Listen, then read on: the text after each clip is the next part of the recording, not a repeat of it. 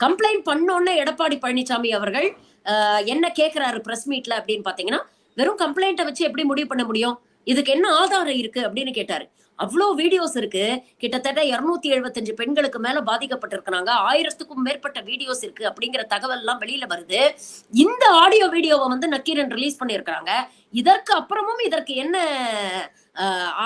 ஆதாரம் இருக்கு அப்படின்னு எடப்பாடி அவர்கள் கேட்டாரு. அதே மாதிரி அங்க இருந்த அந்த எஸ்பி பாண்டியராஜனுடைய த வே ஹி பிஹேவ்டு, ஒரு சீனியர் போலீஸ் ஆபீசர் ரொம்ப போற போக்குல ஒரு பிரஸ் மீட்ல வந்து இந்த கம்ப்ளைண்ட் கொடுத்த பெண்ணுடைய பெயர், அவங்களுடைய விலாசம், அவங்க எந்த கல்லூரியில் படிக்கிறாங்க, இதெல்லாம் வெளியிடுறாரு.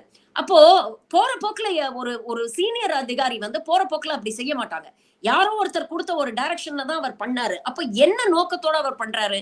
அப்ப இந்த மாதிரி ஒரு விஷயத்த நாம வெளியிட்டோம்னா, அந்த பெண்ணுக்கும் ஒரு அச்சுறுத்தல். அந்த பெண்ணையும் போய் மிரட்டியிருக்காங்க. அந்த பெண்ணுடைய சகோதரர் போட்டு அடிச்சிருக்காங்க.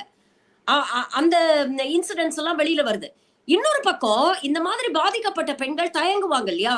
ஐயையோ! நம்மளுடைய தகவல் எல்லாம் வெளியில விடுறாங்களே! இது நம்மளுடைய வாழ்க்கை இன்னும் பாதிச்சிருமே! நம்மளுடைய எதிர்காலம் என்ன ஆகும்? அப்படிங்கிற ஒரு அச்சம் வந்து பாதிக்கப்பட்ட பெண்களுக்கும், அவங்க குடும்பத்தை சார்ந்தவர்களுக்கும் வரும்ல. அதனால பல பேர் வரமாட்டாங்கங்கிறதுக்காக தெரிஞ்சே இந்த விஷயத்த வந்து இவங்க பண்றாங்க.